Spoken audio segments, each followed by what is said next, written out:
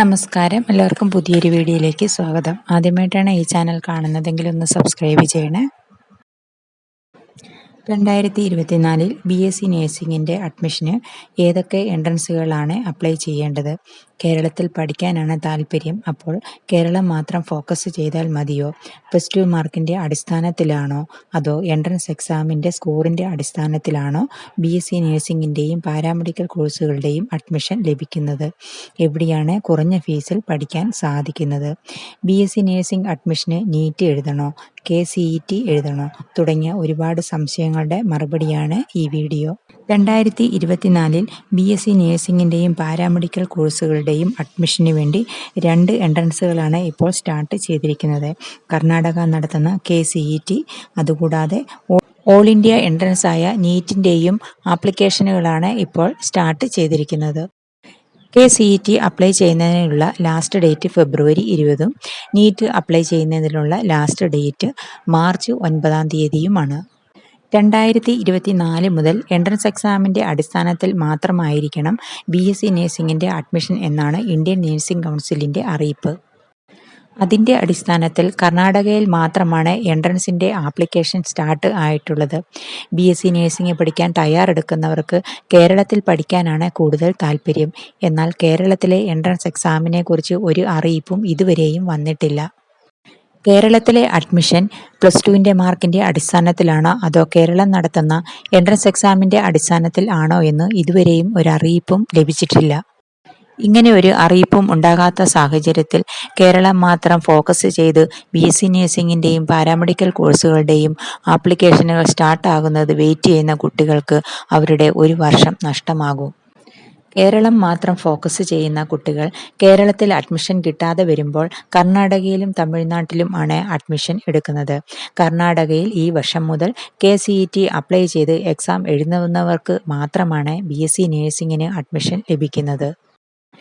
ഏജൻസികൾ വഴി അഡ്മിഷൻ എടുത്താലും KCET എഴുതിയാൽ മാത്രമാണ് അഡ്മിഷൻ ലഭിക്കുക. അതുകൊണ്ട് എല്ലാ കുട്ടികളും നിർബന്ധമായും KCET എഴുതണം. ഫെബ്രുവരി 20-ാം തീയതി വരെ അപ്ലൈ ചെയ്യാനുള്ള സമയം ഉണ്ട്. കേരളത്തിൽ അഡ്മിഷൻ കിട്ടാതെ വരുമ്പോൾ അഡ്മിഷൻ എടുക്കാൻ സെക്കൻഡ് ഓപ്ഷനായി ഒരു മുൻകരുതൽ എന്ന രീതിയിൽ കർണാടക എൻട്രൻസ് എഴുതുന്നത് വളരെ പ്രയോജനം ചെയ്യും. ഓൾ ഇന്ത്യ കോട്ടയിൽ അഡ്മിഷൻ ലഭിക്കുന്നതിന് വേണ്ടിയാണ് നീറ്റ് എക്സാം എഴുതേണ്ടത്. കേരളത്തിൽ BSc നേഴ്സിംഗിൻ്റെ അഡ്മിഷന് നീറ്റ് എഴുതണം എന്ന് അറിയിപ്പ് ഉണ്ടായിട്ടില്ല. എന്നാൽ കേരളത്തിന് വെളിയിൽ ചില സംസ്ഥാനങ്ങളിൽ നീറ്റ് സ്കോറിൻ്റെ അടിസ്ഥാനത്തിൽ BSc നേഴ്സിംഗിൻ്റെയും പാരാമെഡിക്കൽ കോഴ്സുകളുടെയും അഡ്മിഷൻ നടക്കുന്നുണ്ട്. അങ്ങനെ അഡ്മിഷൻ ലഭിക്കണമെങ്കിൽ നീറ്റ് എക്സാം നിർബന്ധമായും എഴുതണം. ചില സംസ്ഥാനങ്ങളിൽ BSc നേഴ്സിംഗിൻ്റെ അഡ്മിഷന് നീറ്റ് അപ്ലൈ ചെയ്ത് എക്സാം എഴുതണം എന്നും ഉണ്ട്. മിലിട്ടറി നേഴ്സിംഗിൻ്റെ അഡ്മിഷന് ആദ്യം നീറ്റ് എക്സാം എഴുതി ക്വാളിഫൈ ആകണം. അതിനുശേഷമാണ് മിലിട്ടറി നേഴ്സിംഗിൻ്റെ ആപ്ലിക്കേഷൻ സ്റ്റാർട്ട് ആകുന്നത്. നീറ്റിൻ്റെ റിസൾട്ട് വന്നതിന് ശേഷമാണ് മിലിട്ടറി നേഴ്സിംഗിൻ്റെ ആപ്ലിക്കേഷൻ സ്റ്റാർട്ട് ചെയ്യുന്നത്. മിലിട്ടറി നേഴ്സിംഗിന് അപ്ലൈ ചെയ്യുമ്പോൾ നീറ്റിൻ്റെ സ്കോർ അതിൽ ആഡ് ചെയ്ത് കൊടുക്കണം. നീറ്റ് സ്കോറിൻ്റെ അടിസ്ഥാനത്തിൽ റാങ്ക് ലിസ്റ്റ് തയ്യാറാക്കി അതിൽ നിന്നും ഉയർന്ന സ്കോർ ഉള്ളവരെ ആണ് മിലിട്ടറി നേഴ്സിംഗിൻ്റെ കമ്പ്യൂട്ടർ ബേസ്ഡ് ടെസ്റ്റിന് വിളിക്കുന്നത്. കമ്പ്യൂട്ടർ ബേസ്ഡ് ടെസ്റ്റിന് ശേഷമുള്ള മെഡിക്കൽ ഇൻ്റർവ്യൂ എന്നിവയുടെ സ്കോറിൻ്റെ അടിസ്ഥാനത്തിൽ ആണ് മിലിട്ടറി നേഴ്സിംഗിന് അഡ്മിഷൻ ലഭിക്കുന്നത്. മിലിട്ടറി നേഴ്സിംഗ് അപ്ലൈ ചെയ്യാൻ ആഗ്രഹിക്കുന്നവർ നിർബന്ധമായും നീറ്റ് അപ്ലൈ ചെയ്ത് എക്സാം എഴുതണം. മിലിട്ടറിയിൽ BSc നേഴ്സിംഗ് പഠനത്തിന് അഡ്മിഷൻ ലഭിച്ചാൽ ഫ്രീ ആയിട്ട് പഠിക്കുവാനായിട്ട് സാധിക്കും. പെൺകുട്ടികൾക്ക് മാത്രമാണ് അപേക്ഷിക്കാവുന്നത്. 6 കോളേജുകളാണ് മിലിട്ടറി നേഴ്സിംഗ് പഠനത്തിനായിട്ട് ഉള്ളത്. ഇതുകൂടാതെ ജിപ്മറിൻ്റെ 2 ക്യാമ്പസുകളിലും BSc നേഴ്സിംഗിൻ്റെയും പാരാമെഡിക്കൽ കോഴ്സുകളുടെയും അഡ്മിഷൻ നീറ്റ് സ്കോറിൻ്റെ അടിസ്ഥാനത്തിൽ മാത്രമാണ്. നീറ്റ് അപ്ലൈ ചെയ്ത് എക്സാം എഴുതിക്കഴിഞ്ഞ് അതിൻ്റെ റിസൾട്ട് വന്നതിന് ശേഷമാണ് ജിപ്മറിൻ്റെ വെബ്സൈറ്റിൽ രജിസ്ട്രേഷൻ സ്റ്റാർട്ട് ചെയ്യുന്നത്. ആപ്ലിക്കേഷൻ ഫില്ല് ചെയ്ത് കഴിയുമ്പോൾ കൗൺസിലിങ്ങിന് വേണ്ടിയുള്ള രജിസ്ട്രേഷൻ ഉണ്ട്. കൗൺസിലിംഗ് രജിസ്ട്രേഷനിൽ നീറ്റ് സ്കോറിൻ്റെ അടിസ്ഥാനത്തിൽ എലിജിബിൾ കാൻഡിഡേറ്റിനെ ഓഫ്ലൈൻ കൗൺസിലിങ്ങിന് വേണ്ടി വിളിക്കും.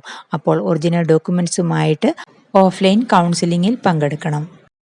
നീറ്റ് സ്കോറിൻ്റെ അടിസ്ഥാനത്തിൽ മാത്രം കൗൺസിലിംഗ് നടത്തി അഡ്മിഷൻ നടത്തുന്ന സ്ഥാപനങ്ങളാണ് Florence Nightingale, lady Hardinge medical college, RAK, Bhopal memorial hospital, Banaras Hindu university തുടങ്ങിയവ.